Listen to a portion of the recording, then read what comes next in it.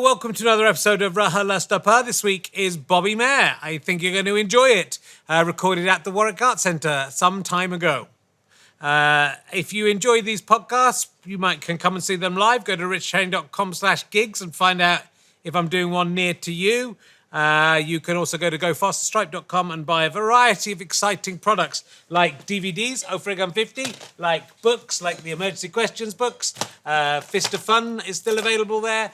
And also, there should be some trump cards. They're not top trumps. Get a card game that you can play with all my favourite guests in it. It's lots of fun for all the family.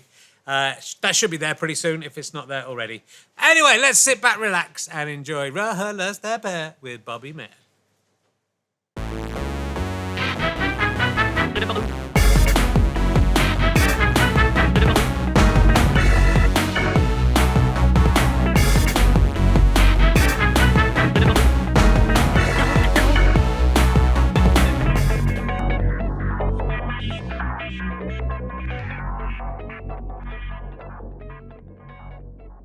Ladies and gentlemen, welcome to the Warwick Arts Centre. It wishes fucking Warwick my arse.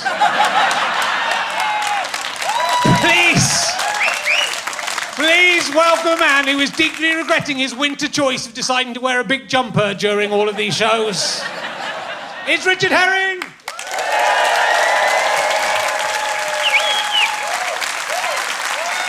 Here I am for the first time.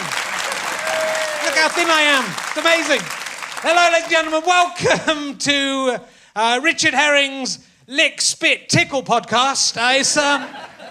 It's a new direction I take. There's so many podcasts now. You've got to find a new angle for each one. So now the format of this show is I'm going to lick the guest. If they don't like that, I'm going to spit on the guest. If they don't like that, I'm going to tickle the guest. I'm just trying to find out what their erogenous zones are. It's not a sexual thing, but I am trying to get them to orgasm by the end of the...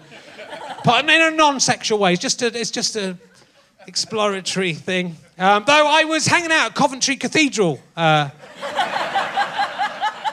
Exactly. Well, we'll get onto that later. And the devil being stabbed by St. Michael on the front of it, he calls it RHLSTP. So I don't know if that's... St. Michael still calls it Richard Herring's Leicester Square Theatre podcast. He's so uncool. Not cool like the devil. Well, exactly. Which one? There's 3 cathedrals in Coventry, but 2 of them are broken down and destroyed. I think, if you've had 2 cathedrals destroyed, I don't think you should be allowed to have a third one. That should be the rule. To lose 1 cathedral is unfortunate. To lose 2, don't mention the war, But in a way, wouldn't it have been better if Hitler had taken out the whole of Coventry? Wouldn't it? In a way. If Hitler could have seen... People often talk about going back in the past and killing baby Hitler. Maybe Hitler went forward in the future, saw what Coventry was going to be like, and...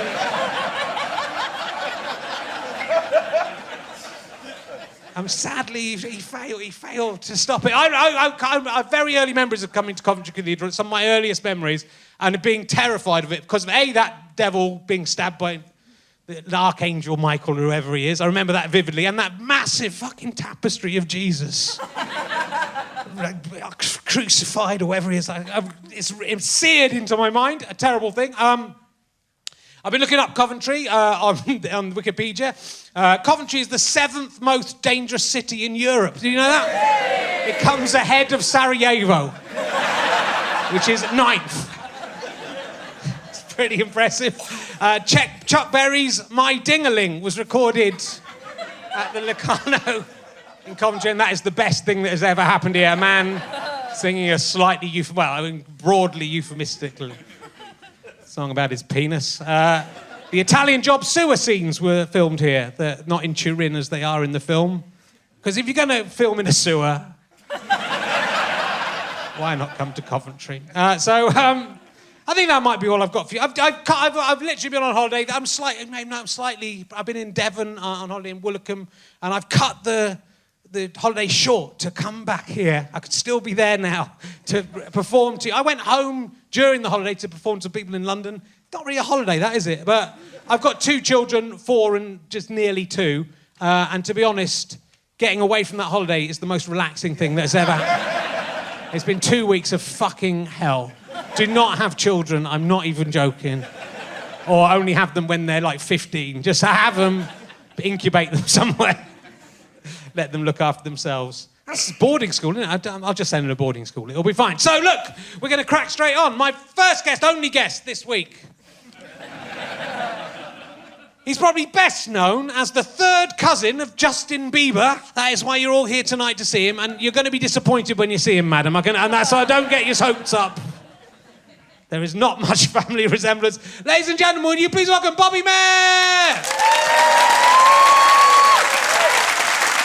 Welcome. Come in, sit down, make yourself home. You're quite a long way away. Thank you. I like it. They're keeping you a long way away. Yes. From me tonight. How are you doing, Bobby? Yeah, I'm good. Good. It's good to see you. So are you really the third? You're the third cousin? What does that mean, third cousin? It means, in my family, my grandfather's brother is Justin Bieber's great-grandfather. Okay. My grandma was Grandma Bieber, and her name has been soiled. Very badly. Yeah. Yeah, I can't tell people my grandmother's name without them laughing in my face. I think they'd have laughed anyway. Bieber's quite a funny name. A, it sounds a bit like Beaver. Yeah, that's true. And B, it's Bieber, which is just a stupid name. If there wasn't Justin Bieber, he's actually made the name acceptable, I would say. Because we've now heard it and go, come on, Bieber. That's like a child's name for a fire engine. What is this podcast? I've just signed on to have my dead grandmother mocked. It's the roast of your dead grandmother. We brought her back to life. Welcome to the roast of your dead grandmother. So, Bobby, I've met you once before, very briefly. You don't remember it. We were in the offices. No, I don't remember meeting you. You don't remember I didn't know we had met. Yeah. We met. But I think I probably know more about you than... Well, actually, you've done research about me. I know all sorts of things about you. They're all quite dark, and it's difficult to know where to start because they're all quite dark. Yeah. Your train station guards in the Coventry train station are very aggressive. On the way here, I had a ticket on my phone, okay? Mm-hmm. So I bought an e-ticket, but I dropped my phone on the ground, so the screen is slightly cracked, still very visible. On the way in London, they let me through, no problem. On the way out, I show the lady my ticket. She says, scan it. It won't scan. And then she says, you have to buy a new ticket because your phone screen is cracked. Right. And I said, no, but they let me in. It's not fair to let someone in. I could have got the ticket another way. It's not fair to let someone in and then not let them out and demand they buy a new ticket. That seems like kidnapping and demanding a ransom. Like they've now kidnapped me within these gates. So I said, bye-bye, and I just went through the gates and went about my way. And then a very large man, who's the bouncer of the train station. There's two of them, but this guy was really large and really excited. He was in his early 20s, and over, I don't know stone, but 1,000 of them. He was a really big man. Yeah. And he said, stop. I said, look, I have a ticket on my phone, but they said I have to buy a new ticket. I'm just gonna go. He's like, no, you can't leave. And I said, I'm just gonna leave. You're not a police officer. You're a train guard. What are you gonna do? And I start to leave, and he shows me what he's gonna do. He starts throwing me at the train barrier. Wow. Tossing me, and I said, stop doing this. And I'm trying to walk forward, and he's just throwing me. He's like, go through the barrier, he's pushing me. And I said, you can't do this. And then this police officer ran over, and I've never been in a fight with someone. I'm very relieved to see a police officer. And I said, and then he started saying, this man has assaulted me. So I was now being accused of assault. And then I took off by one cop, and then there were two more cops, and they took off the security guards. And I was like, I'm going to be charged with assault in Coventry. I'm now the scum of Coventry. And I thought, oh no, I was so excited to do this podcast. I thought, I'm not going to make the podcast. And then I was like, am I allowed to take his picture? She's like, technically you are allowed to take his picture. And then and he's saying I assaulted him, but I didn't assault him. He assaulted me. He threw me at the barrier. And I had a ticket on my phone. And then eventually we talked for 10 minutes. I calmed down. The guy calmed down. I shook his hand. They realized I was a comedian. I think they didn't want me to shame him on social media. And they didn't charge me with assault. And I'm very grateful. Wow. It's the seventh most dangerous city in Europe. Do you know? I should have told you that before you before you came here. Couldn't you just email the ticket to their phone so they could have then scanned the ticket on their... I had that thought, Yeah. but she looked so angry, I just wanted to get out of there. Yeah. And it didn't work out for Well, me at all. I'm very sorry that Yeah. that you had this terrible treatment. I probably could have tried to barter more before I went through the gates. Yeah. That was my mistake. That's why they call this the Warwick Arts Centre, though. They're trying to distance themselves. But they're literally distancing themselves from Warwick. If you look at a map, it's Coventry. Yeah, no- We're in Coventry. But My Ding-a-Ling did you like the song My Ding-a-Ling by Chuck Berry? I don't know a lot of Chuck Okay. Berry's music. I'll I do know it he's for a you. very influential artist. Yeah, not really with My Ding-a-Ling. Okay. My Ding-a-Ling. We can do it tonight with he goes, My Ding-a-Ling, My Ding-a-Ling, I want you to play with my Ding-a-Ling. That's the Chuck Berry song. I think it's one of his most successful. I just didn't know anyone wrote it. And then... You know what I mean? There's some songs that are so shitty, you just Yeah. assume, I think this song was just created by children. Yeah, well, it sounds like, one of those sort of 70s comedians that used to do just swearing. Kevin Bloody Wilson. That's an insult to Kevin Bloody Wilson because his stuff's actually much more classy than that. His cock-based material is on a different level to that. But then there's a load of Coventry people who shout, "My ding-a-ling!" Well, not like that. I can't do the accent. It's one of the accents I can't do. It's weird. I feel like there's a lot of people in here who could do the Coventry accent better than you. Maybe. Yeah. I don't think any of these people are from Coventry. They've all come from Warwick. Leamington Spa. You were going to... You've cancelled the Edinburgh show that you were going to do. I was going to do the Edinburgh Festival. Yeah. Sadly, some work came up that I can't talk about. I mean, it's not sadly, is it? Because you'd have gone to Edinburgh and lost £10,000 and you were going to do a job where presumably they'll pay you some money. So it's a win for you. Well, yeah, you framed it in a better way.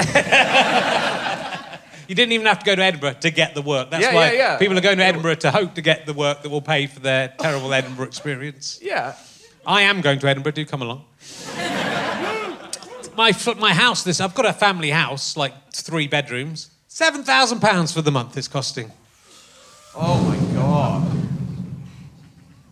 And I can't even. My kids aren't even doing a show, so I can't even get any. I could say, well, that's £2,000 for each of you. Cast in a play or something. I could try. So please come to the Edinburgh Fringe. It's no good me saying this on the podcast because it's fucking October if you're listening to this at home. Please travel back in time. Travel back in time, destroy Coventry efficiently, then come a bit further forward in time. I'll be deported by the time this gets out You for will. assaulting a security guard at a train station. I think they're probably just suspicious of why anyone was coming to Coventry. You're probably the first person willingly coming to Coventry. All right, that's enough having a go at Coventry. It's a nice place. Don't know if I've ever been in. Warwick Arts Centre's the closest I've got to going into the heart of Coventry, I think. I used to do I did a show at the Showcase Cinema in Coventry. And the audience was so horrible, I just went one by one and insulted them. And that was the show, just going around one by one, saying what I didn't like about each person, and then I left. That's good. We could try it tonight. There's too many. I think they could take us. So, you are from Canada. Let's get that out the way. Yes. Before people are confused by your accent. Yes. I'm interested in a few things before you came to the UK. Okay. Did you genuinely, I know you do a bit of material about it, but did you generally do medical experiments? Oh, yeah, I was a medical lab rat. That's how Yeah. I made my living for like a year and a half. Right. So, you guys have heard about medical studies, have you? Yeah. Okay, so yeah. So I'd go in for a weekend. They'd give me a pill, take my blood, and then you'd sleep in bunk beds with a bunch of strangers. Right. And I was in my early 20s, and I was doing stand-up, and it was the only way I could... 2 weekends a month, I'd make $1,000. At the time, I could live for a month on $1,000. Yeah. And then the rest of the month, I did stand-up. Right. And I remember once I did one, and it was... I was really excited because it was for methadone. Now, on my own, I would never try... Actually, that's not true at all. I never came across heroin, but I definitely would have done it. But I hadn't done it at that point, so I was like, okay, so you're going to get... And it paid like $4,000. I was like, I'm going to get all this money. Great. Yeah. And then the morning we were supposed to be dosed, they took my heart rate, and it was too low. I just wasn't taking care of myself at all. Yeah. And then I went in the bathroom. You had to get your heart rate up, or you didn't get the drug, you didn't get paid. So I did some push-ups. Right. They took my heart rate again. It was too low, and then they told me to leave. Do you know how sad it is to find out you're not healthy enough to do fake heroin? Like, that is a pathetic day. Yeah. Were you not concerned about the site? Because you read all these stories about people turning in, inside out or whatever. Oh, well, so I would always do, other than that methadone story, I always did ones that were like a cholesterol medication or a light painkiller. And what they'd usually be, it would be a drug that was on the market, and then they're trying to get a generic version of that drug approved. So they're just making sure that the drug's metabolized at the same rate. So there are like stage 1 trials where they've never tested them on people. They pay very well, but they're very dangerous. I never did those. But I once had a one-night stand with this lady, and she was very broke. And my parting gift to her was telling her to do medical studies. Yeah. And then I didn't see her again. Like, we just met, and it was a nice time. And then about a couple months later, I ran into a mutual friend who we had met through, and she said, I want to talk about what happened to Susie, because she was a journalist. And I was like, oh, what happened to Susie? So, yeah, she did a medical study, and she, there's ones that are just dangerous. There's ones where they're like, listen, we're going to give you epilepsy medication, get you drunk and see what happens. And I don't know if she did one of those, but she did something. Her heart stopped. They brought her back to life, though! She was okay. They brought her back to life. She didn't die. I mean, it would be like having a murderer on the show. I know. Essentially, if you go, and she's dead. And I killed her. Also, my interaction with her was after our one-night stand. I bought the morning after pill. Well, we went half on it because I had bought dinner. I wasn't going to pay for the whole pill. But...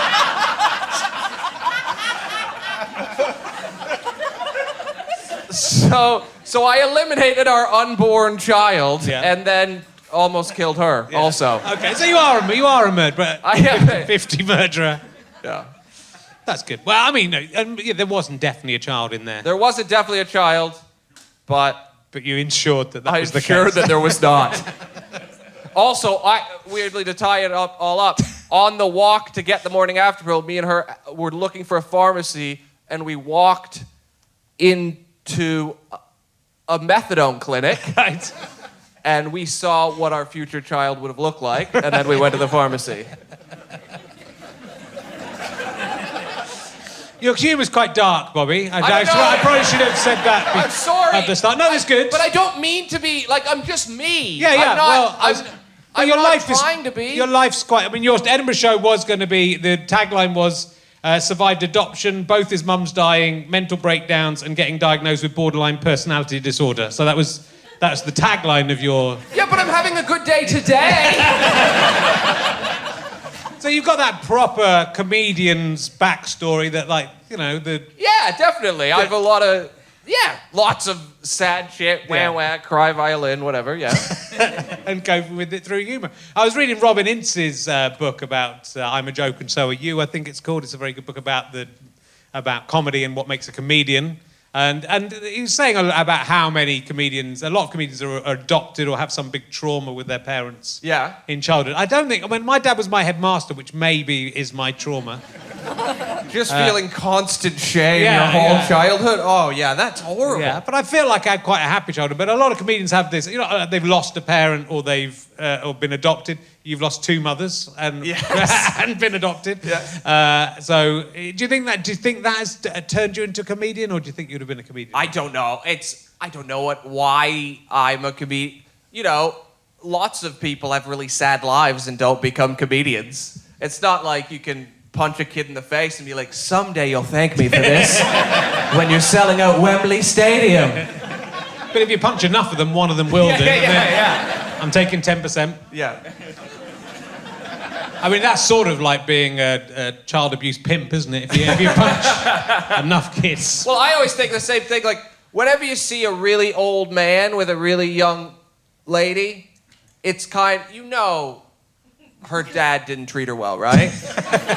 But then you think, all the bad dads are treating their daughter shitty, and then other bad dads are getting to fuck those people's daughters. Yay! That doesn't seem fair.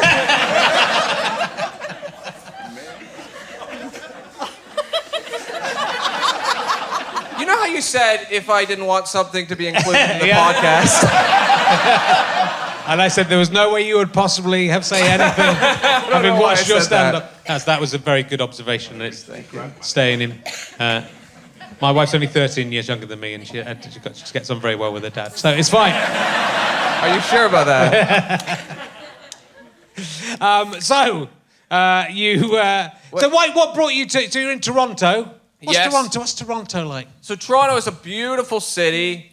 Yeah, it's Okay. like Sweden in the past. Oh, yeah, that's nice. Yeah. You know, I moved there when I was 19 because I wanted to do comedy, so I went to Humber College's comedy writing and performance program, Okay. and then that was really boring, so I dropped out. Have they produced any big names? Humber College.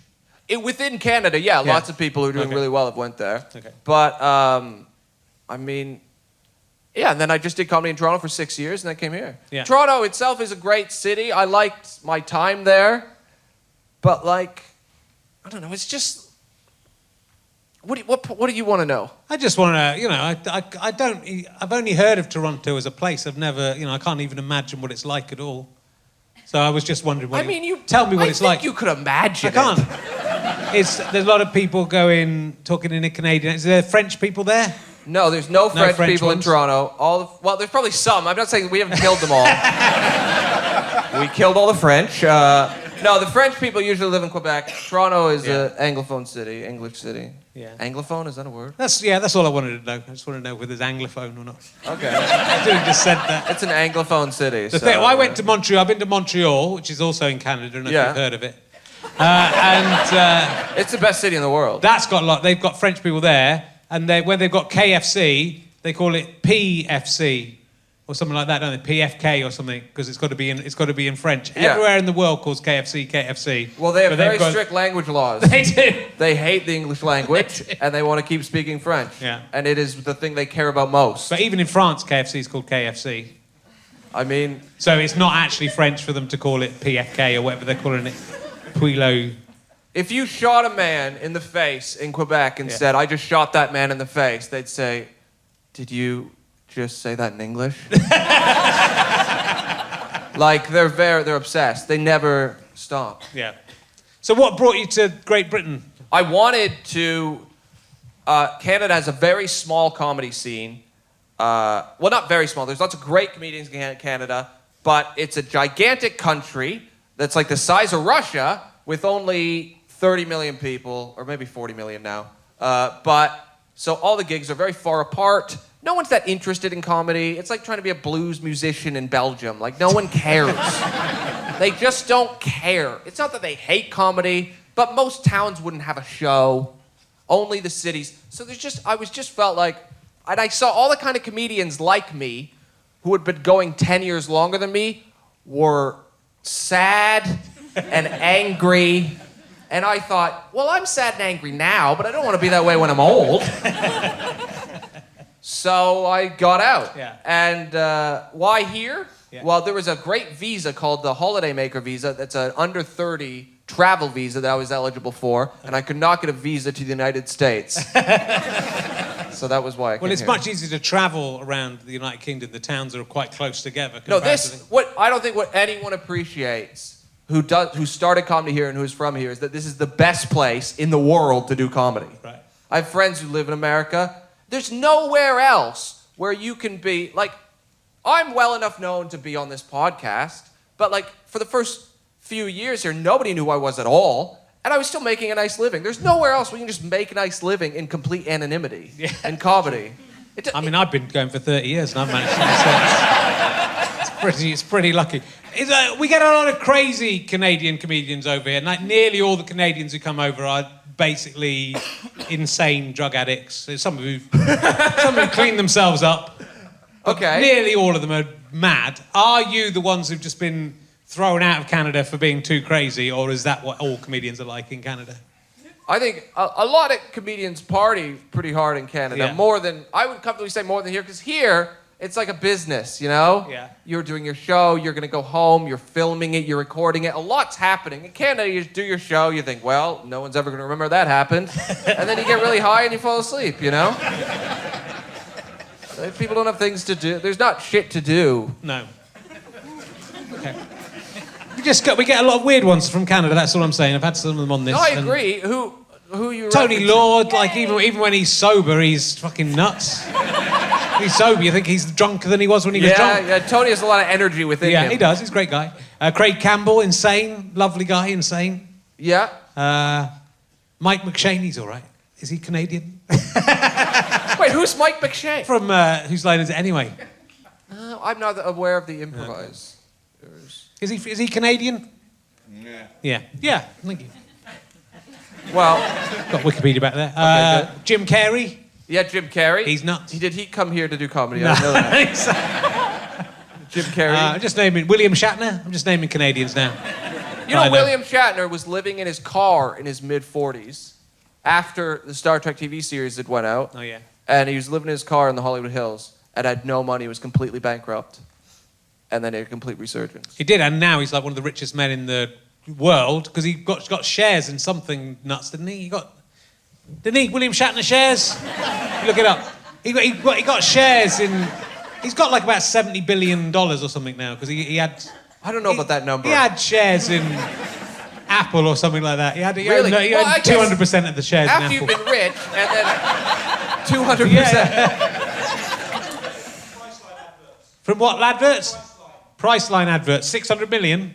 $600 million from Priceline adverts. Yeah, he really. That's a homeless success story. It's gone pretty well. That's like if there was like a group of homeless people who like met up to be like, how's it been since you were homeless? I think he'd really shame them. Yeah. Oh yeah, it's been okay. You know, I have a 1-bedroom place. I have my daughter and my son with me. It's a bit cramped, but it's it's a lot better than it was. What about you? Oh yeah, I'm worth $1 billion. And people love me. But he was very successful. Like before, he's in the Twilight Zone twice. He's in 2 episodes of the Twilight Zone. That was in the 80s, right? No, in the 60s. Really? Okay. Yeah, so before Star Trek. Oh, I didn't know. He's in 2 very, very good episodes of the Twilight Zone. He's in the one with the gremlins on the airplane, which is one of the most famous ones. And he's in the one with the machine that you put the penny in, the dot that's scented, and then it tells you your future, which you can buy as a toy. So he was big news. And then homeless. It's interesting. And then homeless. Well, he had a car. That's not bad. Yeah. The other homeless people looked up to him. He's got a car. Yeah. He's got a house that can move. A house that can move. People with houses were looking at him going, why didn't I think of that? Yeah. What did he do with all his Star Trek millions? I don't know. He blew them. Yeah. That was before the movies. So it was the period before the movies, after the TV show. Yeah. And I guess you do 2 seasons. How many seasons? It was only, I think it was 2 series of Star Trek. 2 seasons of network television in the 60s. You know, he blew the money. Yeah. What a prick. Tried to get him on here. He was in the country. I tried to get him on here, but then his manager got straight back to me, but said he doesn't do podcasts. Idiot. What if he'd gone to Rod Serling? I don't do Twilight Zones. Yeah. Or if you get offered a part in Star Trek, are you going to say no? I'm going to say no, not if Shatner's in it. Is Shatner in it? Fuck him. You'll have to ring me up and beg me. No, I'd absolutely do any acting job. This week I've been offered 2 acting jobs, right? By I don't know what level these actors, but they're both in horror films. Okay. One is a horror film about someone dressed as a panda attacking people, and one's a horror film about sort of badgers attacking people. And I haven't read the scripts yet. That's weird, isn't it? 2 black and white animals. Do you think there's some kind of bet on going who can get Richard Herring in the most weird? It really does feel like film? Someone's pranking you. Like one of your friends has written a fake movie. Yeah. Look, because I'm wearing this as well. Could be this. Let's try and get him in a horror film. He's got the clothing. You get Zebra, could be a zebra. We could name other black and white animals, can't we? I reckon we could keep this going for about 90 seconds. A giraffe. A giraffe doesn't count. Skunk is a very good one. A giraffe if you painted it. A giraffe if you painted it. A quagga, which is... I don't know what that is. Made up animal. No, it's an extinct form of zebra. I didn't know we had another guest on the podcast. The man sitting in the front who just is wanting to be a part of it. That's it. That's the only ones, though. Penguin. No. That wouldn't work. That wouldn't work. A penguin in a film, that wouldn't work, mate. So, going all right, isn't it? This could be worse. It could be, no. It could have been 20 minutes of silence. Trying to talk about my feelings. We'll get on to that. So, we'll ask you an emergency question because we've done some backstage and you were lots of fun. And then I'm going to ask you some other stuff. I'm going to get onto the serious stuff later. These are emergency questions for children. Did you write this book? I did. I mean, you can say, write. I did technically write the stuff down. Okay. Why would people get if you're gonna, no, not why, but if you're gonna buy them, that's not what I mean. That's not what I mean.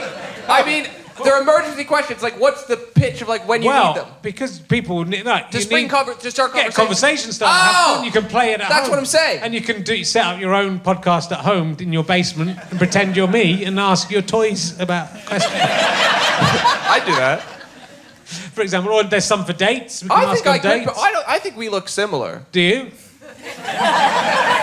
Yeah. Yeah. I think we have similar hair. Similar. Yeah. My hairline's a bit farther back, which isn't bode well because I'm younger. But I think we have a similar energy. There's a similar energy. Yeah, we could play. I could be your dad in something. Well, I don't know who my dad is, so okay. Who knows? You could play my dad in my life. What am I? How are you? 32? I'm 33. 33. I'm nearly 52. Did you have sex with any prostitutes in the mid '80s? I mean, I didn't really have sex in the mid '80s. Yeah, you didn't do that. I had sex. The first time I had sex was in 1987. I was nearly 20 years old. I was born in 1986. So I'm not your dad. Although I spunked up a lot before then. It's possible. It's possible your mother came to Cheddar, scraped some sperm off my bed sheets. It's possible, that's what I'm saying. It's not out of the realms. If the universe is infinite, there's a universe where that happened, where your mum... But I'm going to travel to Cheddar, see if I can find a repulsive... Teenager's cum nest. I need this cum. So your real mum who's now dead. Biological mum. Yeah, your real mum. Doesn't matter, they're both dead. I feel like it's insulting. I don't have to spare the feelings of the other dead one. She's dead. It's not my feelings. I don't care about you. It's not my feelings. Not theirs. Okay. Yeah. Your biological mother. Biological mother dead. Yeah, and was a prostitute. She was a... Okay, when I got my adoption papers, my mom was in care, so there was like a mini biography of her, and in the papers, they were trying to put a positive spin on her occupation. So it said, Bobby's mother was a dancer in nightclubs, which led her to being in a number of communities. But it's like, if they're telling me she was a stripper, I feel like she's probably a prostitute. Well, that's a big leap to make, and I think you've been very offensive to your own... real mum. I mean, I'm not sure. Okay, let's ask you an emergency question, and we need one now. You just said dead mom, dead mom. I know. Emergency question. I need to get out of the hole I've dug myself. Okay, I'll ask you this one. Okay. If, like Adam Sandler in The Cobbler, you had the power to transform yourself into any person with the same size feet as you by wearing their shoes that you've cobbled on the magic machine, in case you haven't seen the film, which person with the same size feet as you would you become? You can be anyone with the same size feet as you. What size feet have you got? 10. Oh, you can't be me. Okay, well, that that's suggests out. I'm not your father. But how do I know who has the same size feet Well, as me? I thought you would have researched that before you came on the show. How is that a conversation starter when it's always going to lead to the next thing that is said, which is, I don't know who has the same size feet as me. That's never a thing that's historically spoken about. No, I don't... What size were Hitler's feet? Probably 10. Do you want to be Hitler? Who's got size 10 feet in here? Cheer now. Fucking nearly everyone. I've got size 8, so you can't be me. My wife has size 8, so I'm going to be my wife. You can wear her shoes. Yeah, okay, I can wear her shoes, which is great. So, like, if I just have to go outside, I just put on her like boots and stuff, or like little sandals. And it feels nice on my feet. Yeah. I like women's jeans. They hug my body nice. Have you seen Cobbler with Adam Sandler? I've never seen that great film. No, you should watch it. I There's a would. new one out called, which isn't new to people at home, Murder, Mystery, something. 30 million people watched it in the first weekend on Netflix. People love Adam Sandler. I do. Yeah. I love Adam Sandler. You ever see Punch Drunk Love? I do, yeah, but that's why I'm interested in Adam Sandler. He's a great actor. He's really good. He doesn't write films that I love, No. but I think he's incredible. He's a good actor. He's a good comedian. His stand-up special's really good. Great. Why does he do The Cobbler? What's going on? I think he just likes doing family entertainment. Why would you do? And I do a couple of them. But You're then about why- to audition for a horror movie where you play a Hey, panda I'm not bear. auditioning. I've been offered the part. Oh, okay. But I think that's the answer of the why is like, I don't have any, you just do what comes in front of you, Would you right? do The Cobbler if the cobbler came to you? The guy said to you, you play a guy, he's got a magic cobbler machine. He can transform into anyone who's got the same size feet as him. Would you not go, well, it's not going to limit it a bit? I don't know. It depends. What is the number on the table? It'd be a lot. Yeah. If you were but you'd have to be Adam Sandler. I'd trade lives with Adam Sandler happily. Yeah? Yeah, he seems like he has a great life. He just makes movies with his friends in them. I know, I like him. I'm just saying that would be a great time. It would. I think that's why he makes those movies. If I don't know Adam Sandler, but I assume it's because it's a great time to make those movies and they make him a lot of money. Yeah. And he thinks they're funny. I don't think he does. I don't know. I just get the sense that there's more to Adam Sandler. I mean, you're not that interested in him, but I'm very interested in him.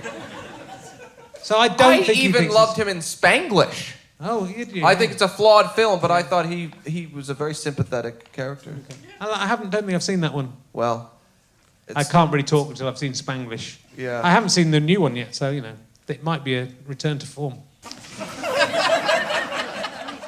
The one with him and Drew Barrymore. No, it's him and Jennifer Aniston. Oh, okay. Yeah. I mean, he's done some with 50 First Dates. Oh, yeah. That'd be a lot. So we'll talk about you. We'll talk about you being a married man. You did a TV show rather, about getting married with your actual fiancée, who then is your actual wife, Harriet Kelmsley. Yes. How much was it scripted and how much was it the real thing? So we did it kind of I'm not comparing our show to Curb Your Enthusiasm, but in the style that they write Curb Your Enthusiasm. So we write like the story of what we wanted to happen, and then we write what happens in each scene, and then we just run a scene like 10 times, and then film it from a bunch of different angles and take the best parts. Based on stuff that's happened to you already, or just? Oh yeah, like it was it was about us planning our wedding. Yeah. And the tension between us, will they, won't they manage to get married? And I would say, if anything, it was a sanitized version of our real life. Yeah. Well, she's. If you'd seen the show, clearly some of it hadn't happened. Yeah. It's definitely based on things that had happened or things we had. Yeah. I mean, you're quite an unusual couple. It's a very bad idea for comedians to marry each other. And as I'm further in than you. Yeah. But you're very different backgrounds. She's quite. I don't know if she really is, but within the film, she's a kind of upper middle class. Oh, she is. Yeah. Yeah. I married well. Yeah, you did. And she married badly. She married terribly. Yeah. She's brought nothing to her family. she's just diminishing the family wealth. Yeah. Not that there's like that. She's from like a middle class family. I'm not. No. But yeah. But that's an interesting dynamic. I just wondered if that was how genuine that was you, because you've done roast battles against each other as well. Yeah, we did. We watched a bit of yours, me and my wife together, and there's no way I could do that. I mean, I say things on here when she's not here that I hope she won't hear, but sometimes it gets back to her. But I couldn't say the things to her face that you would say to It felt amazing. Yeah. But was it worth it? Because if I did that to my wife on stage, I'd pay for it later. Oh no, we wrote know. it together. You know, Yeah. we tried to like. It was more like it's kind of like professional wrestling. Yeah. It was great. I know. I get that the roast battle is mates having fun with each other. Usually, not usually married people. They asked me to go on it with Stuart Lee. Which, I'd kind of like to, but A, I know he wouldn't do, but B, it would just be me going, cunt, cunt, cunt, cunt, cunt.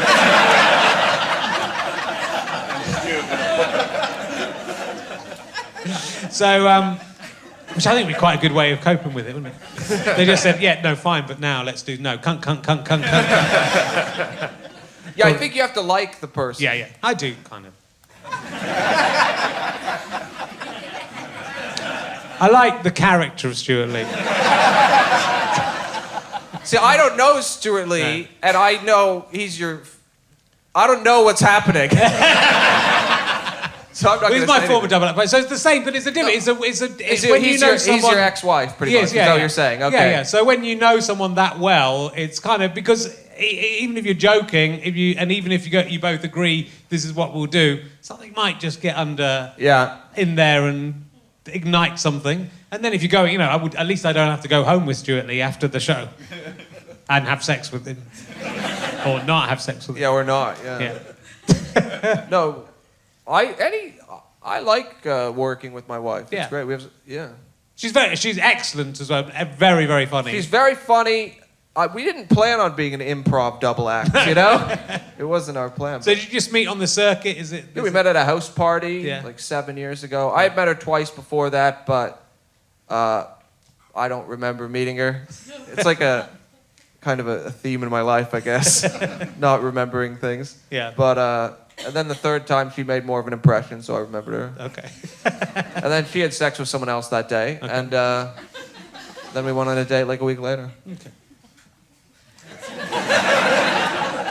I don't know. Telling the story of how you met your wife, we fucked for a while, and then we thought, what if we only fucked each other? And then we only fucked each other, and then we fought a lot, and now we're here. I think it's just it interests me in getting comedy from any situation, because I write. You write as a comedian. You write about your real life, of course, to a great extent. Both of us and most comedians do that, and so it's mining that family stuff and the relationship stuff, which it's an interesting line to tread, and it sort of just depends on how your relationship with other, whether your relationship is that kind of relationship where which clearly yours is, where you can do that. Mine is to the extent that my wife puts up with me saying stuff on here most of the time. Does she ever publicly attack you? No, she's pretty nice on the whole. A little bit. I think she did say she does a podcast called Drunk Women Solving Crime, which is very good. And I think she did imply she wanted to murder me on one of those and had an idea of how to do it. Slightly shitting me up because... Like in the house? When you're 7 or 8 years in, we've got life assurance for about another 5 or 6 years. She's got to get rid of me quite soon if she wants the pay. Are you insured? Have you got your life assurance against each other? See, there's nothing. You're safe. I look at my wife and I think £600,000 there. If I really worry about that because Harriet has dyspraxia and she's very clumsy. And one night she was really drunk and I was helping her vomit in a bathtub. And she kept falling over and hitting her head on a radiator repeatedly. And I was like, you have to stop hitting your head on this fucking radiator because if you die, no one's going to believe you hit your own head against a radiator. And I was saying it yelling, so I'm like, the neighbors just heard me yell. If you now die, you're just ruining my fucking life.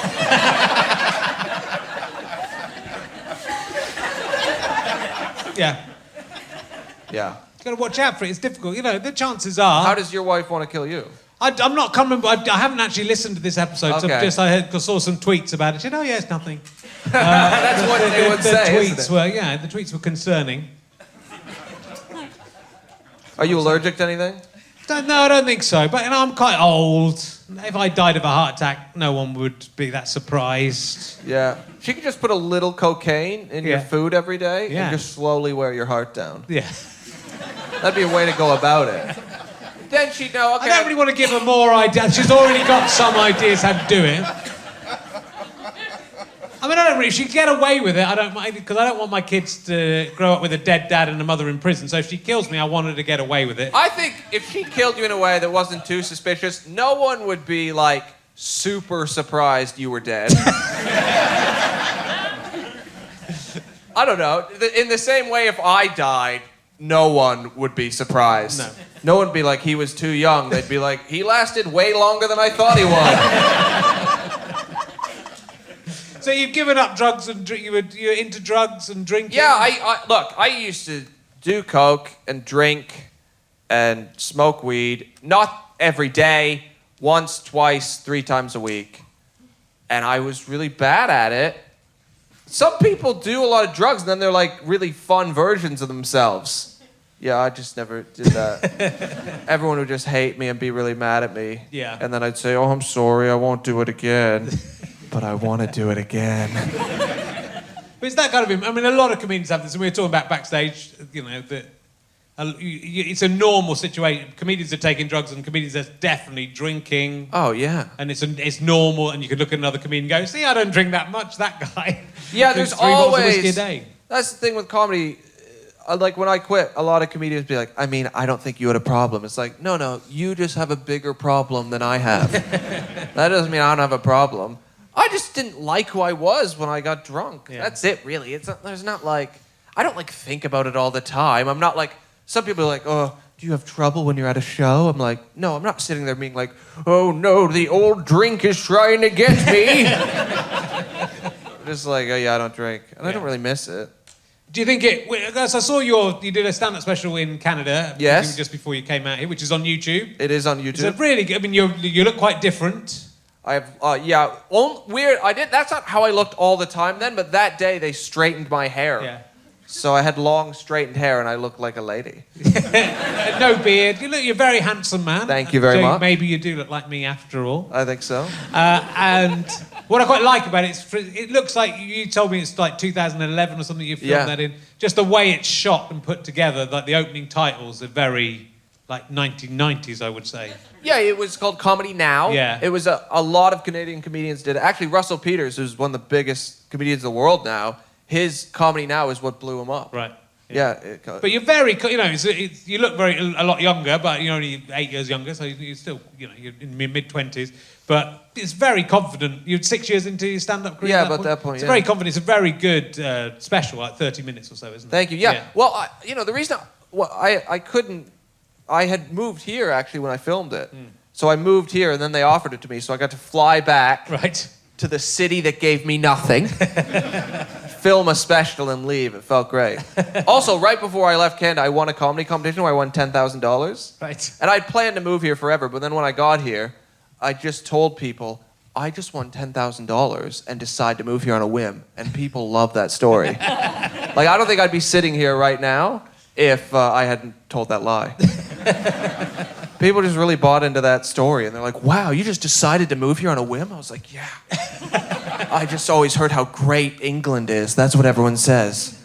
Good. Well, you've blown the line now, so this goes out. Yeah. So let's talk about the Julian Assange thing this year. Was it this year or last year? No, that was when Trump and Hillary were running. Oh, was it back then? So that was like probably 2.5 years ago. So he was in the embassy and you were shouting because he didn't have the internet. Well, I thought it'd be funny. So Assange, they cut off his Wi-Fi, which, you know, that seems a bit mean because that's how he communicates it through the internet. Yeah. So then I decided to go there and print off the internet and read it to him through a megaphone. And the internet's a very big place, so when you're trying to pick which part of the internet to read to someone, it's really hard. So I read him like the weather from his hometown. I remember some celebrity had just been acquitted of a rape charge, and he was up on a rape charge. I talked about that. things like that. Did he get in touch with you afterwards? Didn't even look out the window. So when they got him out of that embassy, I thought, you know what, Julian? I won't be doing that again for you. I won't be coming up to his prison window and reading him any news. Julian Assange. A lot of people send me photos of people who look like me and claim they look like me. I keep seeing pictures of Julian Assange on the BBC front page and think, that's me. I think I really look like Julian Assange. His face, when I catch it, I go, oh, it's me. So if anyone's doing a film about Julian Assange, I can smear my own shit on a wall. I can fail to clean up after my own cat. I think you could nail it. Yeah. I mean, it's only acting as well, right? You don't actually have to do the things he did. Just realised that's lucky. They're more weirded out by me than you. This is... you're doing well. I'm being more offensive than you. I didn't expect that to happen. I like was this in your special, the idea of vegetarians owning a cat? That was a nice idea, that you wouldn't eat animals, but you would kidnap them and keep them in prison. Yeah, that seems the mean. Special, yeah. No, I don't remember the specifics of the bit, but I remember it just, you know your animal doesn't actually want to be there, because if you ever leave a door open, it sprints for the door with an urgency. Yeah. And then you just slam the door and say, oh, you love me. And then in the joke, I think I said, it doesn't love you, it has Stockholm Syndrome. Like... Yeah. I mean, it's very much the same as children in reverse. Having children, you sort of feel like you love them, but then you realise they've just wound you down and made you believe that by keeping you locked in an apartment in Willicombe. So glad to be out. But that's what I like. There's a lot in your routines. There's lots of these just nice ways of looking at things. There's that. There's talking about going to festivals not on drugs. Because it's Glastonbury this weekend, recording this and saying that's like just being a refugee. Is with playing music. And these nice kind of ideas. It's really nice. It's very, very worth looking at stuff up. And you've opened for a few comedians who are quite racy comedians. You opened for Jerry Sadowitz. I opened for Jerry on a national tour when I first moved here. Right. Like 2 months after I moved here, I opened for Jerry on like a 20 city tour. And how was that? Because I supported Jerry in, Did you? Yeah, in 1989 or 1990. I'm like a couple of gigs I was his support act on the Comedy Network. Jerry's a really positive, cheery guy. Yeah.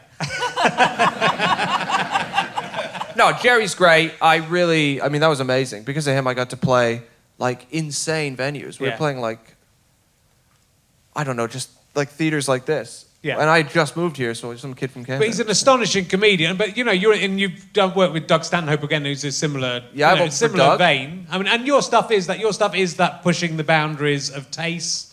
With Jerry, I mean, it's like being run over. I go and see him, and I love that kind of comedy, but even I come out going, oh, my God, I can't believe he said that thing. Yeah. But it's sort of like theatre rather, it's like you'd go to a play and see someone murder some children, and you go, oh, my God, I can't believe they murdered those children. No, exactly. He absolutely goes for everybody, and he says things that will offend you and but you can't really complain because you've enjoyed the rest of the he goes for everyone.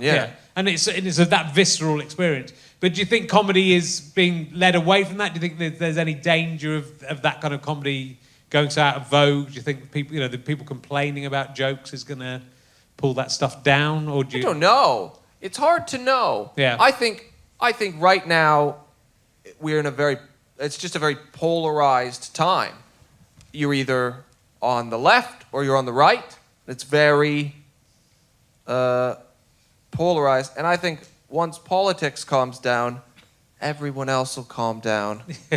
I think it'll all be okay. I mean, I think it's always a pendulum with these things, I think, politics and comedy, in that things get too safe and then people want...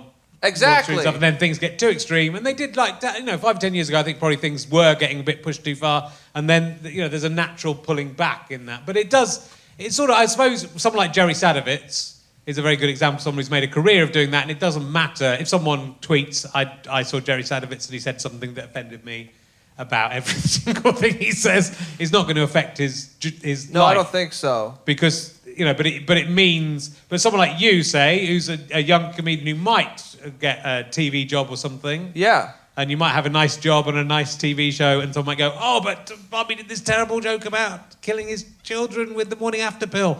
That'd be 40,000,001 people in Canada if only you'd let that one live." So it can affect down the line. Yeah, but since I haven't had it happen yet, I just don't want to think about it. I don't know who has lost work definitively because. I think there are people. I mean, it's sort of recently. Jimmy Carr's been in trouble again, but it always Jimmy brushes off. I don't think he's Jimmy. responded. No, he doesn't. No, he does. Well, he knows it goes away. There are definitely people who, it's affected to some extent. It's weirdly, it's not often comedians, but it is sometimes comedians. Usually, they have to do something bad, really, don't they? For it to be. I just don't have that much of an opinion about this. Like, I think it'll all be fine. I think I've never been told my comedy was like racist or sexist, And like that's what everyone's worried about. Yeah. Everyone's worried about something being racist or sexist or homophobic. That's what everyone's so worried about that. Everyone's like, "You're an edgy guy," and I'm like, I've never had that problem. I don't know what you think. Yeah. Yeah. But I mean, I don't know. No. Maybe. I don't think it's sort of interesting. I think it's interesting that the way tastes change. I mean, we had Matt Lucas on a few months ago, and he's talking about the stuff he did 10, 15 years ago, and like that's the thing. Like some of that stuff that people were doing 10, 15 years ago, where it felt like we'd got to a certain place and you could push beyond and do the jokes now because we were in a safe and happy place, and then realize, oh no, we're not really quite there yet. There's presumably there'll be a point where racism no longer exists and people will be able to joke about stuff again. And homophobia no longer exists and you'll be able to joke about it because it will seem so ludicrous, Yeah, but I mean, I don't know if that's going to be in our lifetime. I don't think it will be, Bobby. I don't think it will be. But it's that's what, ultimately, there's the way that comedy can bring people together, like joking about certain subjects is a way of, inclusive as much as being exclusive. There's just two types of jokes, isn't there? And I think there's things I probably said on stage like 10 years ago that I would not say now. Yeah. That maybe now wouldn't even get a laugh because people's sensibilities have changed. And the problem is those things... And I'm not going to repeat them now. No, but the problem is those things still exist. That's where it's weird. Comedy used to just disappear. And certainly that kind of comedy, the comedy in the moment, it wasn't filmed, it wasn't tweeted. Exactly. It just disappeared. Now there's a catalog of every tweet. You can find the things, What is it? The other day was the 10th anniversary of the death of Michael Jackson. And on the death of Michael Jackson, Twitter was kind of a wonderful thing. Because people could mourn if they wanted, but you could do lots of jokes about...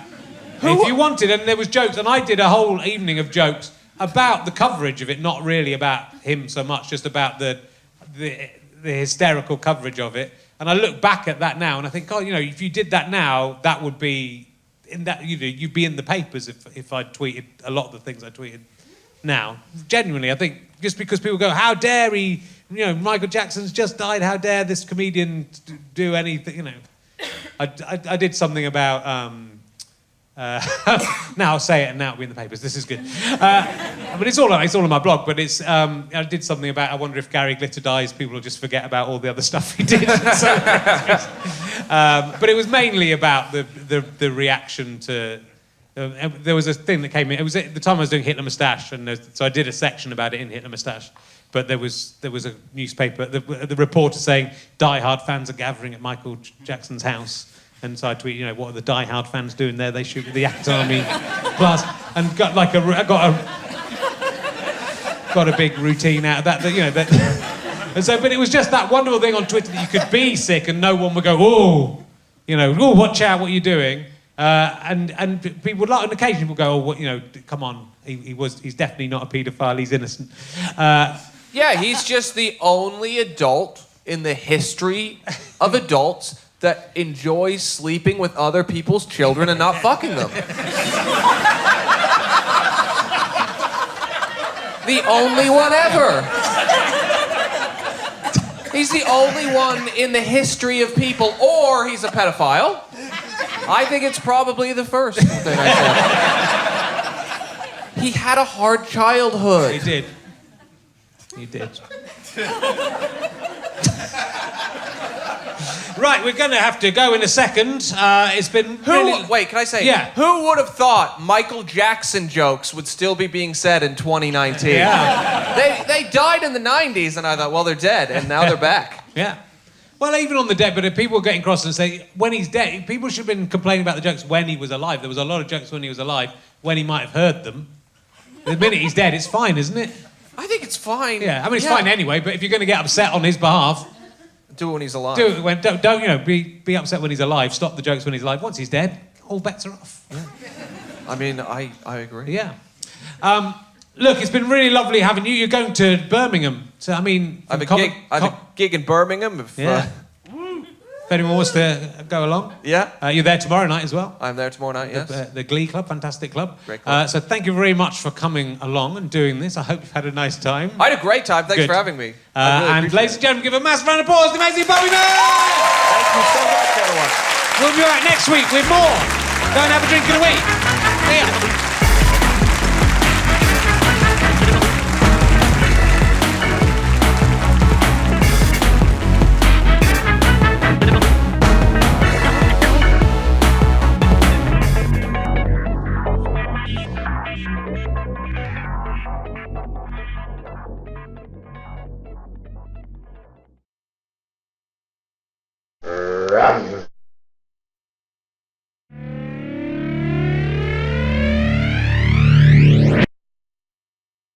How'd you like them sky potatoes?